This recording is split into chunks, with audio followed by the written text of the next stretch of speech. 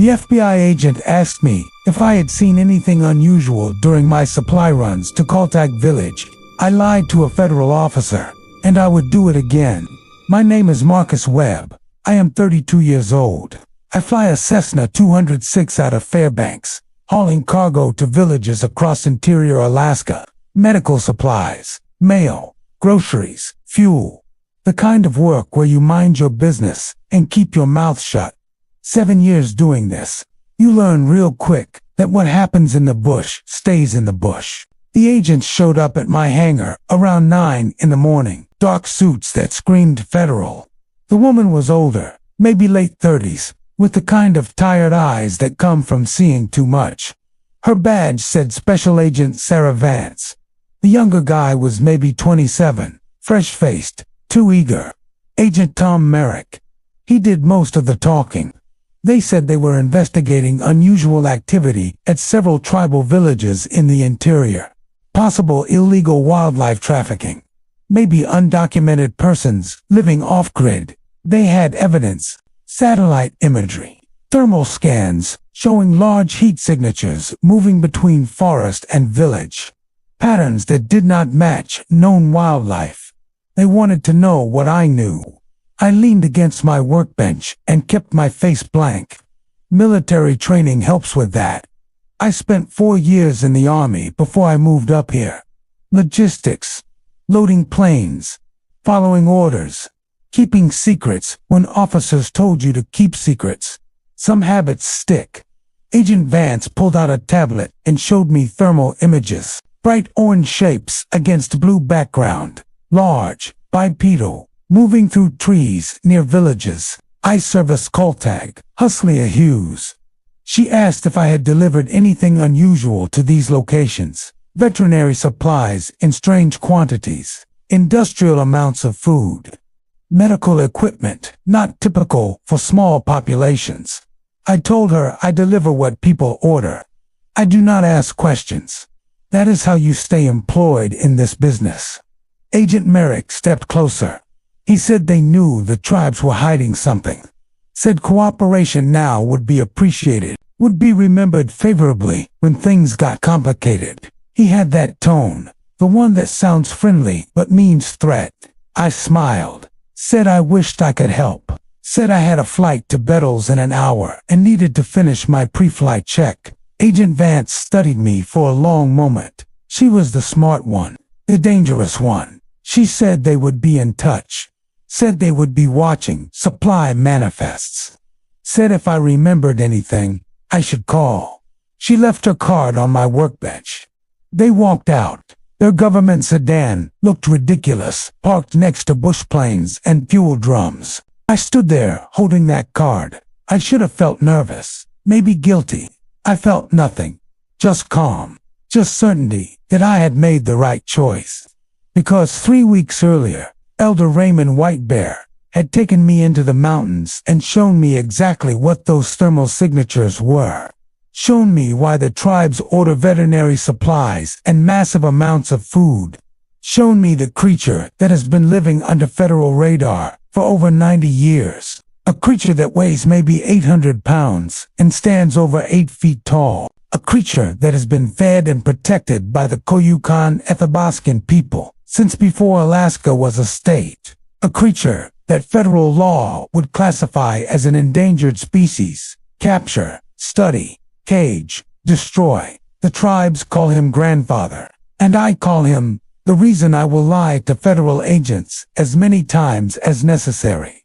I finished my pre-flight and flew to Bettles, dropped off mail and fuel, picked up a couple of hunting clients, heading back to Fairbanks. Normal day. Normal work. I did not think about the FBI. I did not think about consequences. That night, my ex-wife Sarah called. She said two federal agents had shown up at her house in Anchorage, asking questions about me, about my roots, about whether I had mentioned anything unusual, about whether I seemed different lately.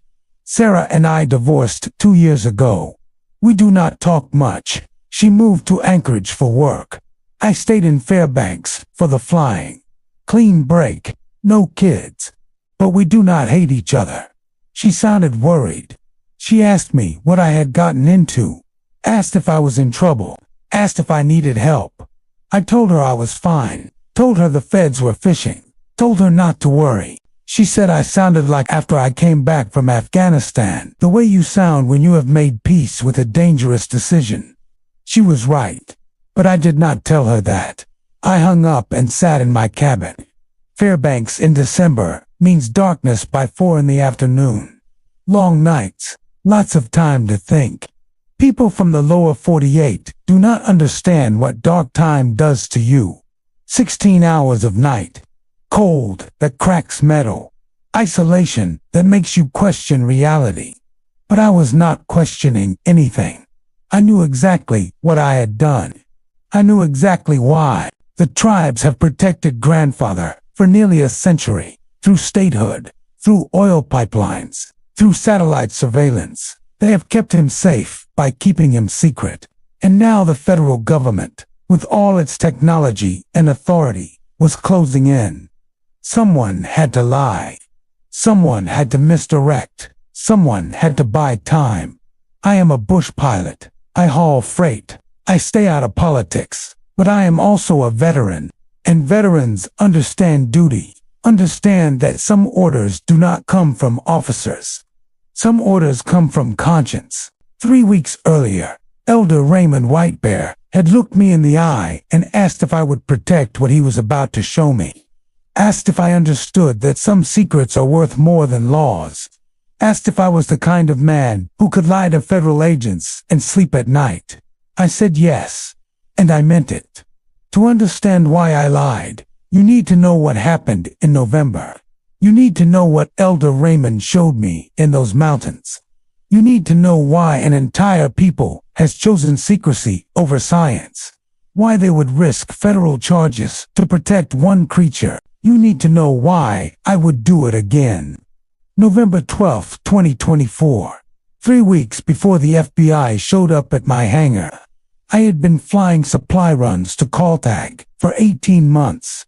Small village, maybe 150 people, sits on the west bank of the Yukon River, about 90 miles from Galena. Typical interior community. Subsistence hunting, fishing, traditional lifestyle mixed with satellite internet and four-wheelers. But their supply orders were not typical. Most villages order in patterns. Heavy on fuel and groceries during freeze-up, medical supplies and mail year-round. Maybe some construction materials during summer. Predictable, standard. Kaltag ordered 600 pounds of fresh salmon every month, 400 pounds of berries when in season, 200 pounds of honey, industrial quantities of dried meat, veterinary supplies that did not match their dog population, antibiotics meant for large animals, surgical equipment, pain medication in volumes that raised questions I did not ask. Every delivery, I would land on their gravel strip and unload while tribal members watched. They paid in cash, no paper trail, no invoices, just cash in sealed envelopes with my name written in careful handwriting. Bush, Alaska runs on cash and trust. You do not ask questions. You deliver freight. You take payment. You leave. That is the code.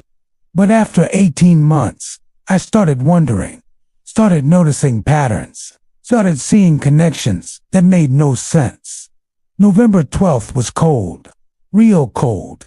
Not the kind of cold that tourists from outside experience at Denali for 3 hours. The kind of cold that splits trees and freezes diesel in your fuel lines if you do not add anti-gel. Minus 38 degrees Fahrenheit when I touched down at Kaltag. Clear sky, no wind. The kind of day that kills chichakos who wander off-trail thinking Alaska is just camping with better views.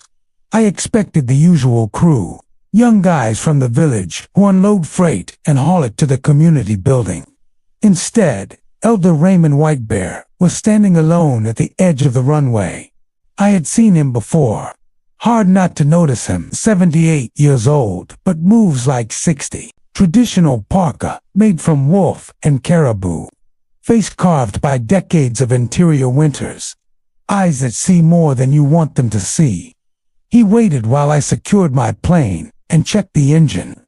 Alaska flying rule: always prepare like you might not start again. I added oil, checked fuel, covered the cowling with an insulated blanket. Elder Raymond watched, did not speak, just watched. When I finished, he walked over. His boots crunched on snow-packed gravel. Bunny boots, white, military surplus. Every old-timer in Alaska wears them. He said I had been reliable, said I delivered what was ordered, and did not talk about what was ordered. Said most pilots from outside would have reported the unusual quantities, would have asked questions, would have made problems. I told him I minded my business. That was why people hired me. He studied my face for a long moment. Then he said I was a veteran, said he could tell by the way I moved, the way I checked my plane, the way I did not waste words. He was right. Army. For years. Logistics. I did not ask how he knew. He said veterans understand duty, understand that some orders do not come from officers, understand silence. I nodded. He asked if I wanted to know why they ordered what they ordered. Said it was not required. Said I could keep flying supplies and stay ignorant. Said ignorance was safer. But he said there was another option. Said he would show me if I was the kind of man who could keep a secret bigger than myself. Keep it from federal government. Keep it from friends. Keep it from family. I thought about those thermal images the FBI would show me 3 weeks later. Thought about the pattern I had already half figured. Thought about the way this felt like standing at a door you cannot close once you open it. I said, show me. We walked into the forest. He moved fast for 78. I followed. The cold bit through my parka. My breath froze in my beard. The sun was already low. We had maybe 2 hours of daylight left. He talked while we walked. Told me his grandfather had been a young man in the 1930s. Told me how winters back then killed people. Killed whole families. Starvation, cold, disease. The villages were more isolated then. No planes bringing supplies. No roads. Just dog teams and riverboats and whatever you could hunt or trap. His grandfather found something in the mountains one winter. Something injured. Something that should not exist. A young Bigfoot, maybe 20 years old in human terms. Caught in a rockslide, leg broken, starving, dying. His grandfather could have left it, could have killed it, could have run back to the village and told the story of a monster in the mountains. He did not do any of those things.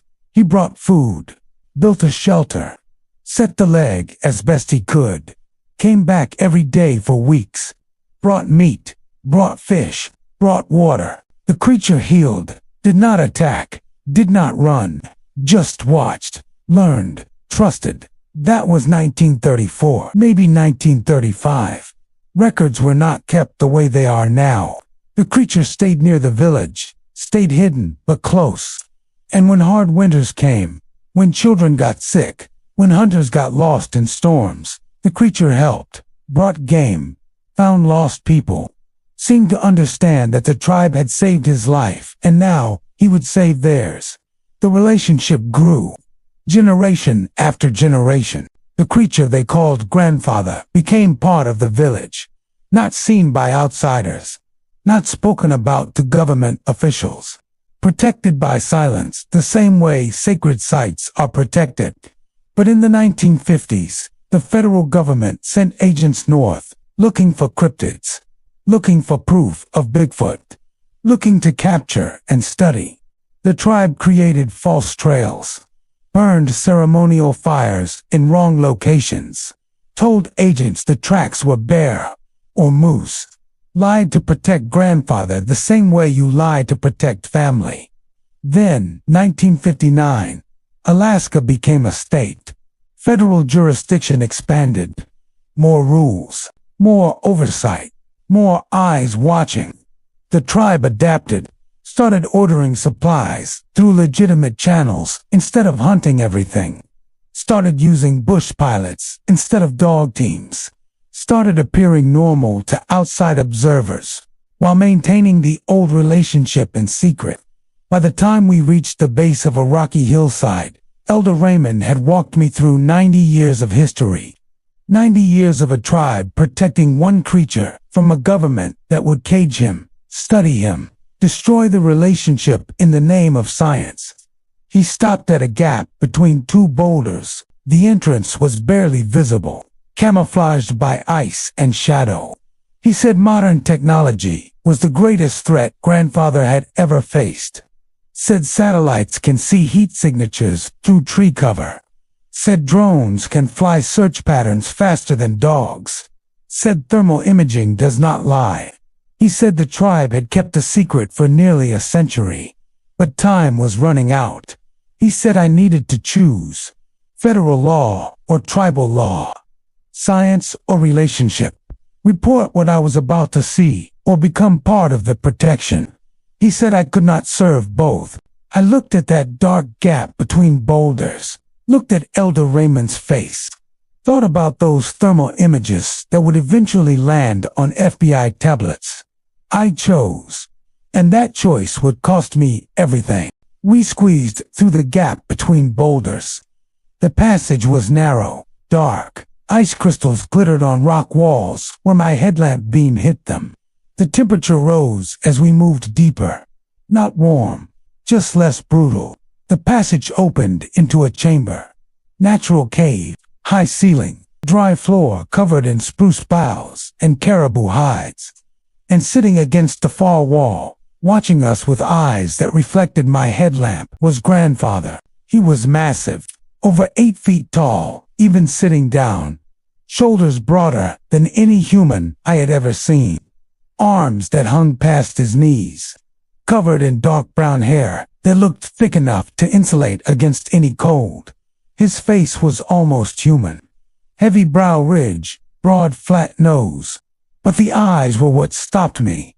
Intelligence, awareness, recognition that another thinking being had entered his space. I froze, every animal instinct screaming at me that I was in a predator's den, that I was prey, that I should run. But grandfather did not move, did not threaten, just watched, curious. Elder Raymond spoke soft, rhythmic words I did not understand. He gestured to me, spoke my name, said other words that sounded formal, ceremonial. Then he switched to English, said this was Marcus, said I flew the metal bird, said I brought food, said I was a veteran who understood duty and silence, said I was friend. Grandfather tilted his head, made a sound, low, resonant, not aggressive, more like a question, like he was asking Elder Raymond if this was true, if I could be trusted. Elder Raymond nodded, spoke more Koyukon, placed his hand over his heart, then extended it toward grandfather. Traditional gesture, respect, trust. Grandfather looked at me for what felt like an hour, but was probably 30 seconds. Then he made another sound, softer. Acceptance. He shifted his position slightly, opened his posture, made space. Elder Raymond told me to sit. Said we would stay here tonight. Said grandfather wanted to know me before he trusted me. I sat on caribou hide, across from a creature that was not supposed to exist. And I tried to process what I was seeing. The cave was not primitive. There were supplies. Stored food in sealed containers. Water in large jugs. Medical supplies in plastic bins. A camping stove. Blankets. Tools. This was not a wild animal's den. This was a dwelling, maintained by both grandfather and the tribe. Elder Raymond built a small fire in a ring of stones. The smoke drifted up and out through cracks in the cave ceiling. Natural ventilation. This place had been used for a long time. The walls near the entrance had paintings, old paintings, ochre and charcoal, images of hunts and seasons and figures that looked like grandfather, art that predated contact with Europeans, art that said this relationship was older than anyone had told me. We ate smoked salmon, pilot bread, tea. Grandfather ate dried meat and berries from a wooden bowl. His hands were enormous, but he moved them with precision. Picked up small berries between finger and thumb without crushing them. Intelligence in every gesture. Elder Raymond told me the full history now. The details. His grandfather found the young Bigfoot in 1934. Winter rockslide in the mountains. The creature's leg was shattered. He was starving.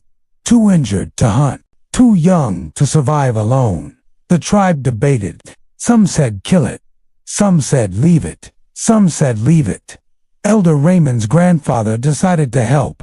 Brought food every day. Built shelter. Used traditional healing methods.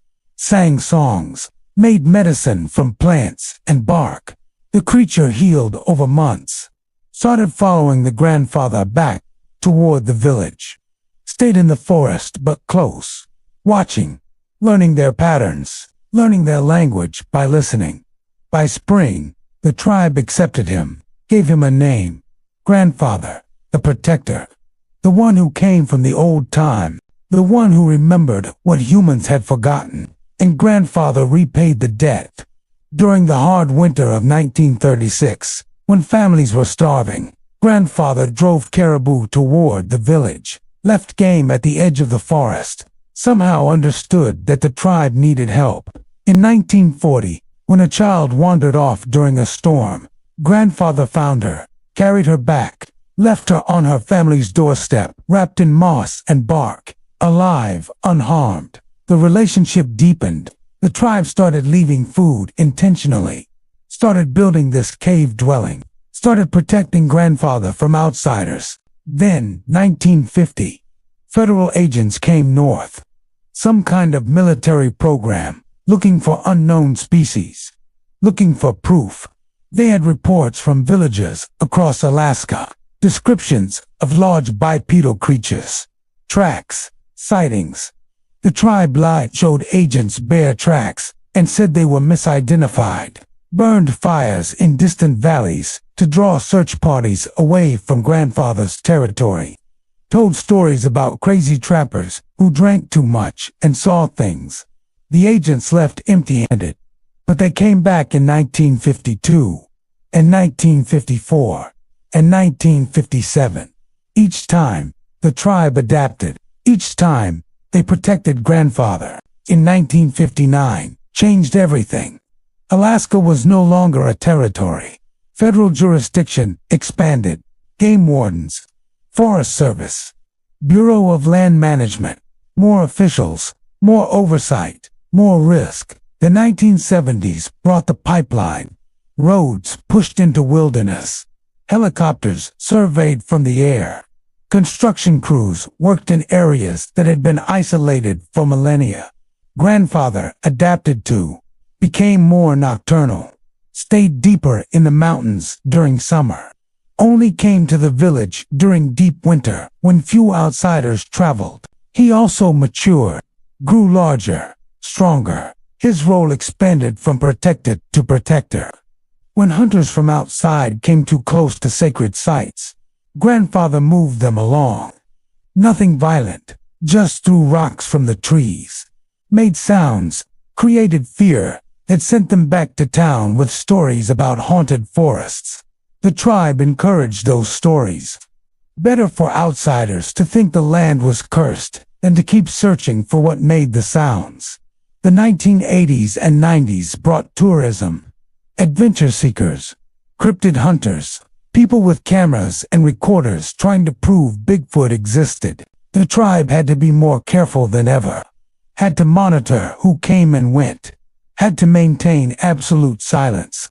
And grandfather understood. Somehow, he understood that cameras were different from eyes. That recordings were dangerous. That technology was the greatest threat. In the 2000s, satellites changed the game. Thermal imaging from orbit. Drones with infrared cameras, Google Earth. Suddenly nowhere was truly hidden. The tribe started ordering supplies through legitimate channels to explain thermal signatures around the village. Started using bush pilots like me to create plausible reasons for large food deliveries. started building a cover story that would hold up to federal scrutiny. But they knew it was only a matter of time. Elder Raymond finished his story and looked at grandfather. The old creature was watching me, still evaluating, still deciding. Then Elder Raymond told me something else. Something that changed this from a protection story to something deeper. Grandfather was a healer. When tribal members got sick with infections or injuries that would kill them before they could reach a hospital in Fairbanks, grandfather helped. The tribe brought the sick person to the cave. Grandfather would place his hands on them, make sounds, low-frequency sounds that you felt in your chest more than heard. And somehow, impossible as it was, people healed faster. I must have looked skeptical because Elder Raymond said his grandson Daniel was proof. Daniel was 22, studying at University of Alaska Fairbanks, home for the semester. 3 days ago, he cut his hand cleaning fish. The cut got infected, bad infected. His hand swelled. Red lines ran up his arm. Fever, pain, classic sepsis signs. No time to fly him to a hospital. The weather had been bad. No planes flying. They brought him to grandfather. Elder Raymond gestured toward the back of the cave. I had not noticed anyone else. But there, sleeping on a pile of furs, was a young man, Daniel. His hand was bandaged, but the swelling was gone. His color was good.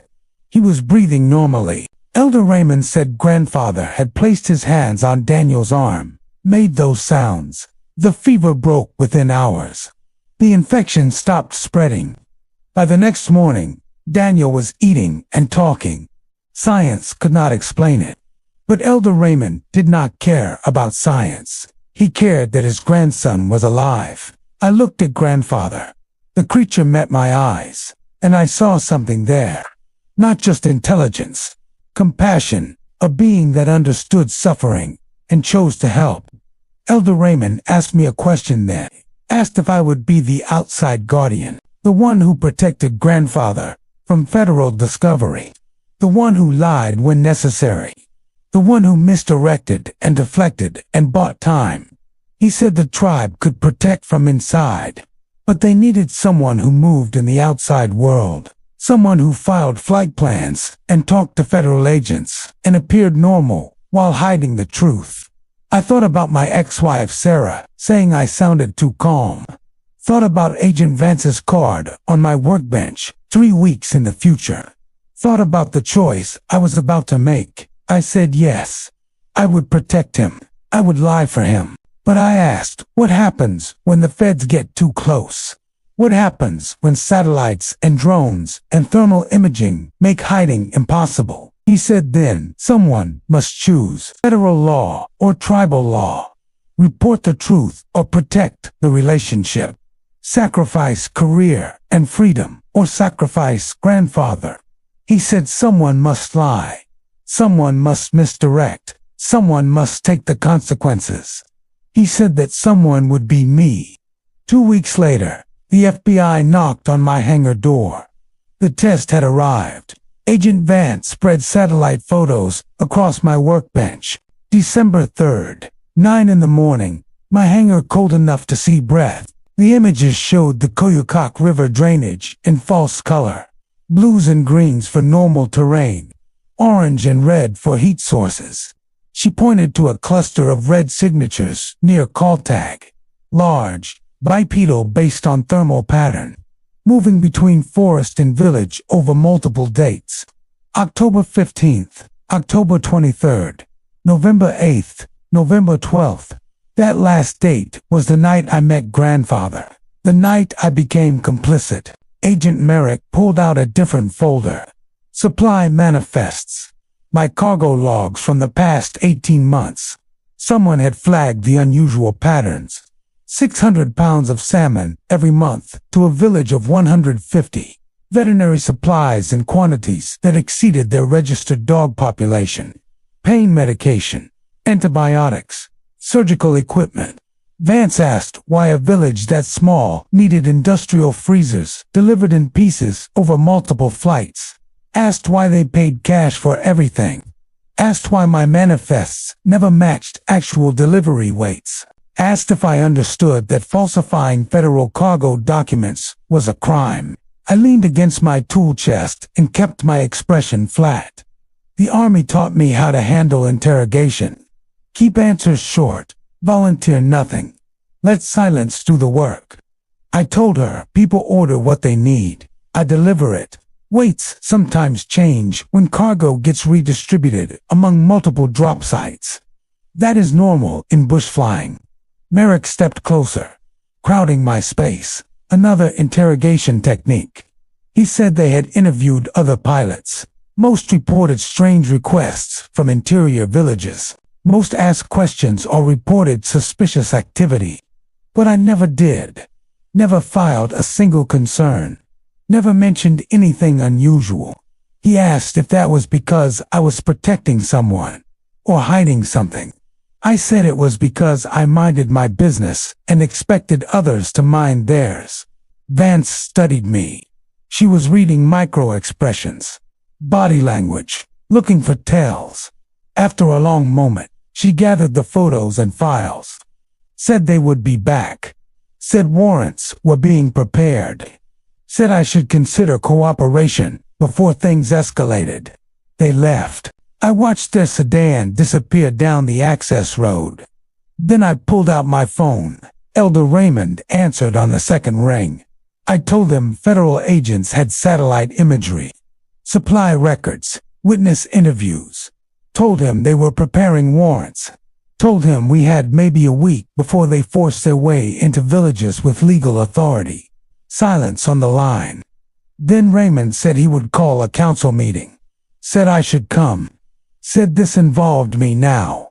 I flew to Kaltag that afternoon. The tribal council gathered in the community hall. 15 people, elders and younger members. Daniel was there. His hand healed completely now. No sign of the infection that should have killed him. Raymond stood and explained the situation. Federal investigation, satellite surveillance, impending warrants. The secrecy that had protected grandfather for 9 decades was collapsing under modern technology. The debate started immediately. An elder named Margaret argued for moving grandfather deeper into the Brooks Range, farther from satellites and settlements. Let him disappear again. But Raymond shook his head. Said grandfather was old. Maybe over a century. Moving him would kill him. He needed the cave. Needed the food supply the tribe provided. Needed the medical care when his joints hurt and his breathing labored.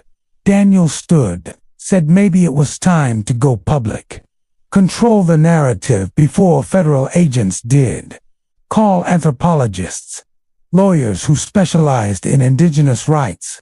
Document everything and release it simultaneously across multiple platforms so no single agency could suppress it. An older woman named Ruth spoke sharply. Said their ancestors had kept grandfather safe through wars and statehood and oil development. Said gambling his life on the hope that publicity would protect him was foolish. Said the government would take him, study him, cage him, no matter how much media coverage happened. Daniel countered.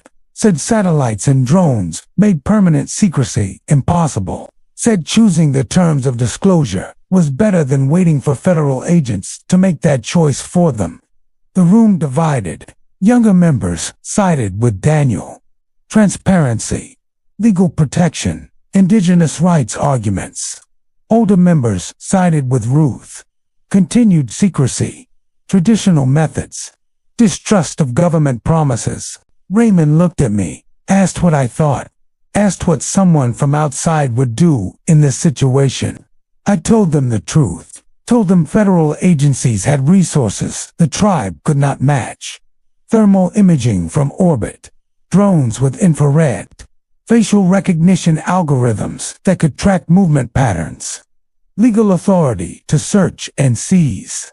The tools of secrecy that worked in 1950 or even 2000 were obsolete now. But I also said going public was surrender.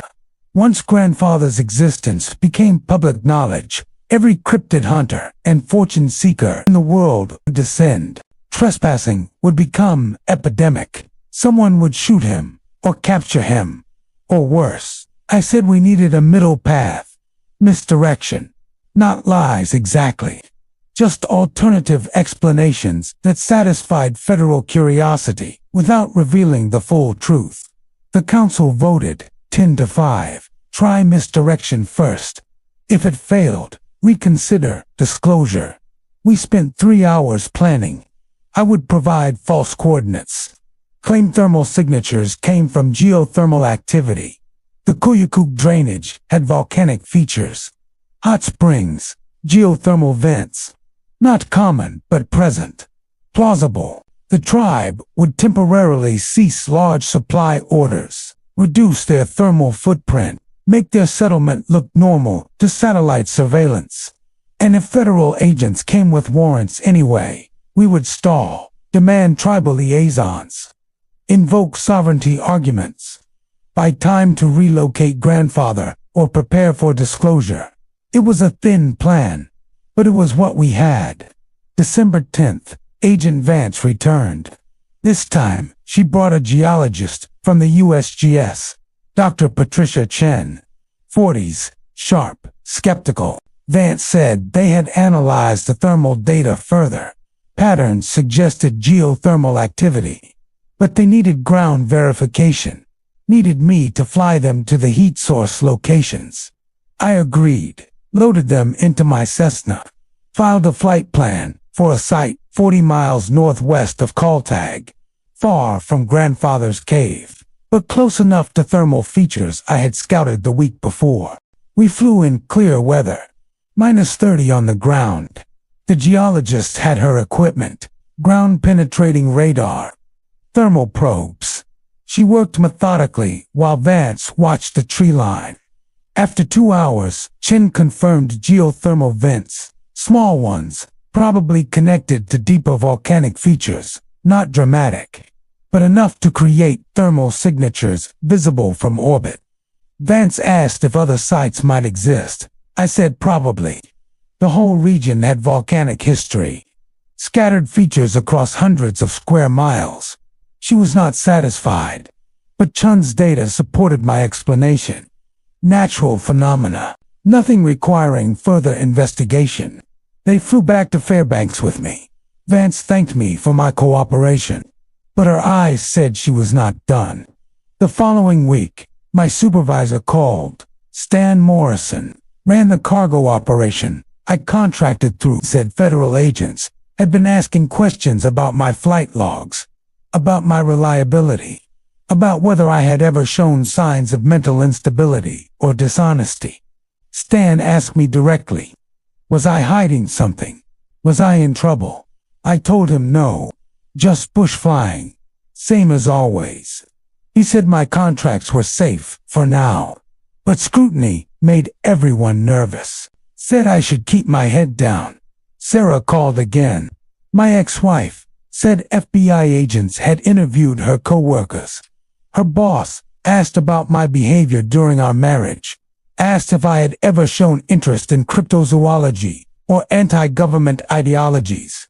She said they were building a profile, trying to determine if I was reliable or unstable, truthful or delusional. She asked me again what was happening, asked if I needed a lawyer, asked if I was in danger. I told her I was fine, told her to stop worrying, but I was not fine. Federal investigation had expanded from curiosity to active case. My reputation was being questioned. My contracts were at risk. And if they dug deep enough, they would find inconsistencies, gaps in my flight logs, cargo deliveries that did not quite match manifests. My friend Mike caught me at the Fairbanks airport. Another pilot flew freight for a competing outfit. We drank beer sometimes, talked flying.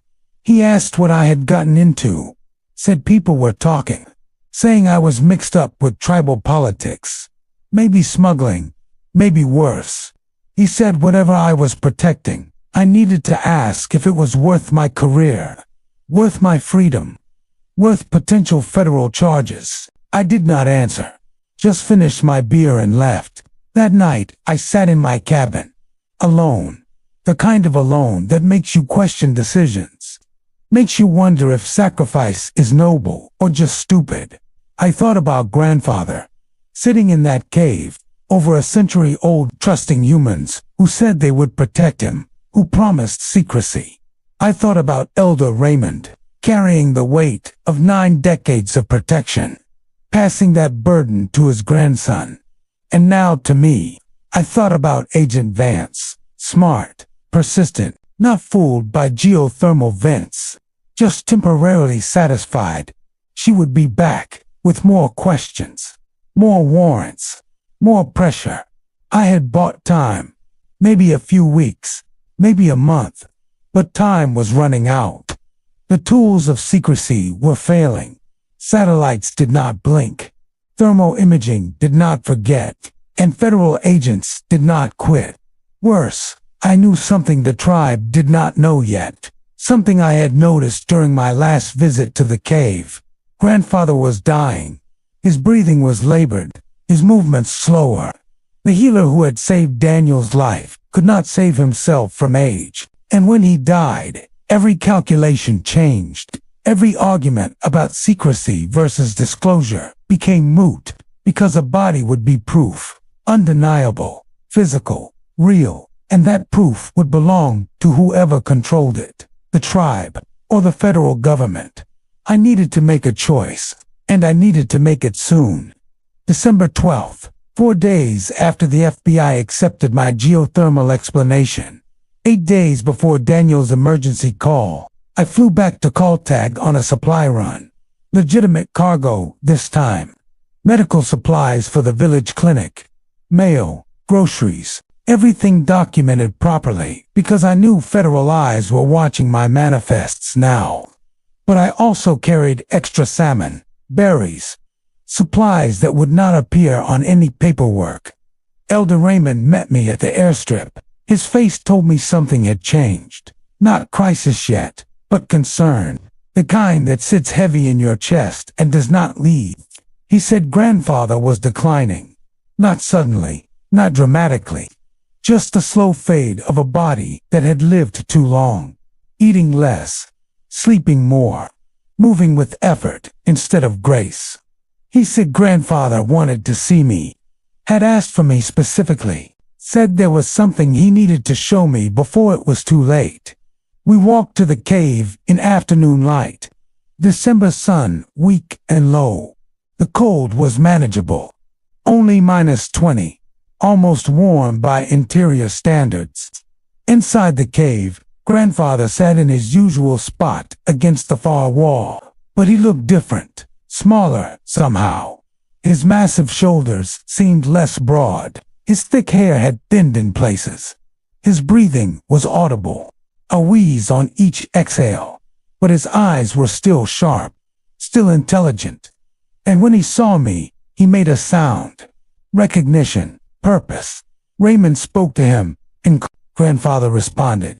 A longer vocalization than I had heard before. Raymond listened, asked a question. Grandfather answered with what seemed like insistence. Raymond turned to me, said grandfather wanted to show me something. Something deeper in the cave system. Something he had never shown anyone outside the tribe. Something that would help me understand why this secret mattered so much. He said it would be difficult for grandfather to make the journey, but grandfather insisted. Said it was important. Said I needed to see before I could truly choose. I asked if grandfather was strong enough. Raymond said, probably not. But when a being that old decides something must be done, you do not argue. Grandfather stood slowly, used the cave wall for support. His legs shook slightly, but he steadied himself. Made a gesture. Follow. We moved deeper into the cave, past the main chamber, through a narrow passage I had not noticed before. Hidden behind a natural rock formation, the passage descended. Rough stone underfoot, walls close enough to touch both sides. Grandfather led despite his weakness, moved with determination, stopped frequently to rest, but kept going. After maybe 10 minutes of careful navigation, the passage opened into another chamber, smaller than the first, colder, and filled with things that made my breath catch. Bones, large bones arranged carefully along one wall. Skulls, similar to grandfather's, but smaller. A child maybe. An adolescent. An adult female based on size. 3 individuals. 3 bodies. Personal items. A carved wooden bowl. Stone tools. Woven materials that had mostly deteriorated. Evidence of lives lived. Of beings who had existed. And on the far wall, scratched into stone with something sharp. Marks. Tallies maybe. Or a calendar. Decades worth. Starting sometime in the distant past and ending in what I calculated to be the early 1950s. Grandfather moved to the bones, sat beside them, placed one massive hand on the smallest skull, made a sound, grief, ancient and raw. Raymond spoke quietly, said what grandfather wanted me to know. The story he had carried alone for over 70 years. In 1952, there were 4 Bigfoot in these mountains. Grandfather, his mate, his mother, his child. They lived deeper in the wilderness then, further from human settlements, avoiding contact. But that year, federal agents came. Not Forest Service, not wildlife officials. Military, special unit, looking for proof of unknown species. They had reports, tracks, sightings. They had orders to capture or kill. The tribe tried to warn grandfather's family, tried to hide them, but the agents had dogs, equipment, determination. They found the family's shelter in a remote valley, surrounded it, opened fire when grandfather's mate appeared. She died trying to protect their child. Grandfather's mother attacked the agents, trying to buy time for grandfather and the child to escape. The agents killed her too. Grandfather ran with his child, a young one, maybe equivalent to a human 8-year-old. They ran for miles, but the child was too small, too slow. The dogs caught them. Grandfather fought, killed 2 dogs, injured 3 agents, but they had rifles. They shot the child multiple times, made sure it was dead. Grandfather escaped only because reinforcements from the tribe arrived, tribal members who had followed the agents, who fired warning shots, who created enough chaos that the agents retreated. The agents took the bodies, loaded them into trucks, drove away. The tribe tracked them to a remote airfield, watched them load the bodies onto a military plane, watched it fly south. No record was ever made public. No report filed. The bodies disappeared into whatever facility studies things the government does not acknowledge. Grandfather returned alone, spent weeks in the mountains. The tribe thought he might die from grief, but he survived, and eventually he came back, accepted their care, became part of their community in a way he never had before, because his own kind were gone, and humans were all he had left. Raymond said grandfather never encountered another of his species after that, never heard their calls, never found their tracks. For 72 years, he had lived as possibly the last of his kind in Alaska, maybe the last anywhere. The tribe became his family. Their children became the ones he protected. Their sick became the ones he healed, because he had no one else. I sat in that bone chamber for a long time, processing, understanding finally why this was not just about protecting an unusual creature. This was about protecting a genocide survivor, the last witness to extinction. Grandfather made more sounds. Raymond translated, said grandfather wanted me to understand the cost of federal discovery, said the agents in 1952 had acted under orders, legal orders, scientific orders, orders that said proving the existence of unknown species justified any method. Said if modern agents captured grandfather, if they had legal authority and scientific justification, history would repeat. Maybe not killing, but captivity. Study, experiments, taking tissue samples, breeding attempts. A life in a facility instead of freedom. Said grandfather would rather die free than live caged. Would rather his kind be forgotten than remembered as specimens. But he also said something else. Raymond hesitated before translating. Said grandfather believed there might be others. Far north, deep in wilderness where satellites rarely look and humans never go. Rumors passed between tribes. Stories too consistent to be entirely invented. Said if grandfather died in secret, those others would never know humans could be trusted, would never take the risk of contact, would die alone and unknown like grandfather nearly did. But if grandfather's story became public the right way, if it showed a century of protection and respect, maybe others would have hope. Maybe they would understand that some humans choose relationship over exploitation. Grandfather pointed at me, made a specific vocalization. Raymond said he was asking if I understood now, if I saw why the choice mattered, why lying to federal agents was not just protecting one old Bigfoot. It was protecting the possibility that his species might survive somewhere, might have a future. I told him I understood. Told him I would not let what happened in 1952 happen again. Would not let him end up in a government facility. Would not let his body become evidence in a filing cabinet. Grandfather made a soft sound. Acceptance, gratitude. Then he reached into a small depression in the cave wall.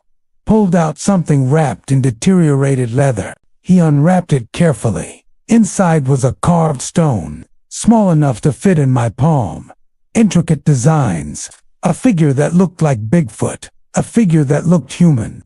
Standing side by side, he held it out to me. Offering, Raymond said it had been carved by his mate before she died. A symbol of hope, a representation of the relationship she hoped could exist between their kind and humans. Said grandfather wanted me to have it, to remember why this mattered, to carry the weight of the choice I had made. I took the stone. It was heavy, smooth, warm from grandfather's hand. The journey back to the main chamber took longer. Grandfather was exhausted, spent. We had to stop multiple times. Let him rest. By the time we reached his sleeping area, he collapsed onto the furs. Raymond said I should go. Let grandfather sleep. We had pushed him too hard. But it had been important, necessary. I stood at the cave entrance, looked back at grandfather. He was already asleep, breathing labored, looking every one of his 120+ years. I had a feeling I might not see him alive again. Had a feeling this had been goodbye, disguised as teaching. Raymond walked me back to the airstrip. We did not speak much. Words felt inadequate after what I had seen, what I had learned. Before I got in my plane, Raymond said something. Said the tribe had decided, if grandfather died, they would tell his story, would document everything, would go public. Said grandfather had earned the right to be known. His family had earned the right to be remembered, and maybe his species had earned the right to protection, even if it came 70 years too late. I flew back to Fairbanks as the sun set. The carved stone sat in my pocket, a physical reminder of what I was protecting, not just a creature, not just a secret, a survivor, a witness, a hope that somewhere in the wilderness others like him still existed. 8 days later, my phone rang at midnight. Daniel's voice tight with panic. Grandfather was dying, really dying this time. I needed to come now, and I knew the teaching was over. The decision had been made, and everything was about to change. December 20th, emergency call from Daniel. His voice tight, scared. Said grandfather was sick, really sick. Said I needed to come now. I flew to Kaltag in deteriorating weather, clouds low, snow starting, the kind of conditions that kill bush pilots who push their luck. But Daniel's voice had carried urgency that overrode caution. Elder Raymond met me at the airstrip. His face looked older, more worn. He said nothing, just started walking toward the mountains. We reached the cave as daylight faded. Inside, Grandfather was lying on his side, breathing shallow, labored. His chest rose and fell with effort. The massive creature that had seemed immortal 3 weeks ago now looked fragile, mortal. Daniel sat beside him, holding one of those enormous hands. Raymond knelt on the other side. The three of them, a family watching their elder die. I stood at the cave entrance, an outsider, witnessing something private. Raymond spoke without looking at me. Said Grandfather was old, older than they had understood. Maybe 120 years, maybe more. His kind lived long, but not forever. And his time was ending. He said they faced a question now. Let Grandfather die in secret and bury him where no one would ever find him. Let him vanish like his species had been vanishing for centuries. Or tell the world before it was too late. Give his life meaning beyond the tribe. Give his kind a chance at recognition, protection, memory. Daniel argued for revelation. Said Grandfather had spent his entire life hiding. Said maybe in death he deserved to be known. Said his species deserved acknowledgement. Said silence had protected one creature but doomed the species. Raymond countered. Said their ancestors had promised protection. Said going public meant breaking that promise. Said government promises of protection meant nothing. Said Grandfather would become a specimen, a trophy, a curiosity. They went back and forth. Elder wisdom versus young idealism. Traditional secrecy versus modern transparency. Both arguing from love, both terrified of making the wrong choice. Then Grandfather moved, lifted one hand, placed it on his own chest, made a sound, low, final, decisive. Raymond went still, listened. Grandfather made more sounds, patterns I had heard before. Communication, language. Raymond translated. Said Grandfather was tired of hiding. Said his kind were dying in silence across the continent. Said better to die known than forgotten. Said the young ones like Daniel were right. Said the old ways of secrecy had protected him but doomed his species. Grandfather pointed at me with one massive finger. Made another sound. Raymond said he was giving permission. Saying tell them. Tell everyone. Make them understand that his kind existed. That they felt. That they mattered. Daniel looked at his grandfather with tears in his eyes. Raymond closed his eyes and nodded, accepting the decision even as it broke something in him. I asked what they needed from me. Raymond said documentation. Evidence so complete that denial was impossible. Photos, video, DNA samples, testimony, everything prepared before Grandfather died. Everything released simultaneously so no single agency could suppress it. He said they would need help. People who understood indigenous rights. Scientists who would advocate rather than exploit. Lawyers who could navigate the legal chaos that would follow. I said I knew someone. Dr. Lisa Chen, UC Berkeley, anthropologist specializing in indigenous sovereignty issues. Published researcher. Respected voice. I had read her work after meeting Grandfather, had been preparing for this moment, even before I knew it was coming. I also knew an attorney, Robert Whitehorse, Native American Rights Fund, Lakota, spent his career fighting federal overreach on tribal lands. If anyone could frame this as a sovereignty issue rather than a cryptid discovery, it was him. Daniel called them that night, explained the situation. Both agreed to come. No publicity, no advance warning. Just quiet arrival and careful documentation. Dr. Chen arrived December 23rd. Small woman, 50s. Sharp eyes that missed nothing. She entered the cave and stopped, stared at Grandfather. Did not speak for a full minute. Then she knelt, showed respect, asked permission in broken Koyukon before she began her work. She spent 3 days documenting everything. Photographs from every angle. Video of grandfather moving, breathing, communicating. She collected hair samples, skin cells, drew blood with grandfather's permission, recorded his vocalizations, measured proportions, documented the cave dwelling, the stored supplies, the paintings on the walls. She interviewed Elder Raymond, recorded oral history going back for generations, documented healing cases, environmental knowledge, the relationship between tribe and creature spanning 9 decades. She worked with scientific precision, but also reverence. This was not just data collection. This was witnessing.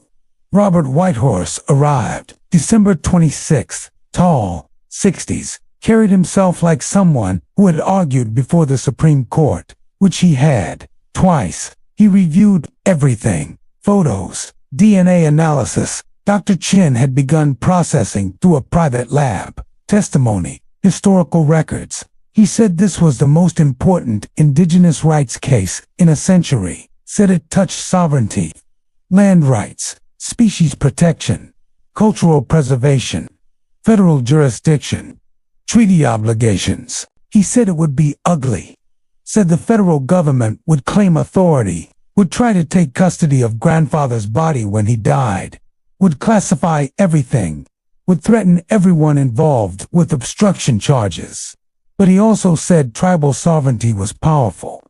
Said if framed correctly, this became a question of whether the federal government could override tribal authority to protect a being the tribe considered sacred. We prepared for disclosure. January 3rd press conference scheduled. Multiple news outlets invited. Academic journals alerted. Indigenous rights organizations briefed. Everything timed to release simultaneously across platforms, too widespread to suppress. But the FBI learned about our preparations. December 30th, Agent Vance showed up at the cave entrance. How she found it, I do not know. Maybe followed me. Maybe satellite surveillance. Maybe informant. She stood at the entrance with Agent Merrick and 2 U.S. Marshals. Demanded entry. Said they had evidence of federal crimes, obstruction of justice, conspiracy to conceal evidence, falsifying cargo manifests. Robert stepped in front of her, said she was on sovereign tribal land without permission, said any entry without tribal consent would violate treaties dating back to a NCSA, Alaska Native Claims Settlement Act, said any evidence seized illegally would be inadmissible. Vance looked past him, looked at me, said I had lied to federal officers, said that was a crime, said obstruction carried serious penalties. I met her eyes, said I protected a sovereign people's right to self-determination, said I honored a relationship older than the Bureau, said I would face consequences for that choice without regret. She said I was making a mistake. Said cooperation now would be considered. Said after the press conference, offers would disappear. I told her there was nothing to offer. The decision was made. The documentation was complete. The story would be public in 4 days, whether she liked it or not. She left, but her threat hung in the air. Federal charges, prosecution, prison time maybe. That night, grandfather's breathing worsened. Dr. Chen said hours, maybe a day. His systems were shutting down. Age and exhaustion finally claiming him. The tribe gathered.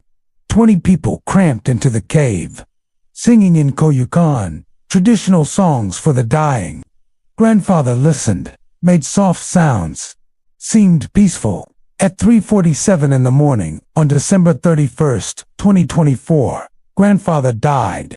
Elder Raymond was holding his hand. Daniel was singing. I stood at the back, watching a species become more extinct, watching the last documented member of an unknown lineage pass from living mystery to historical fact. Dr. Chen documented everything. The final breath, the stillness, the tribe's grief. This was not exploitation. This was witnessing. We held the press conference as scheduled.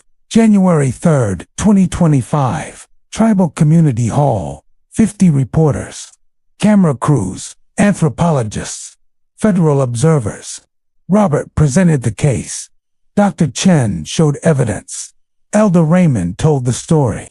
Daniel spoke about grandfather's healing abilities, his gentleness, his intelligence. I stood silent, let others speak.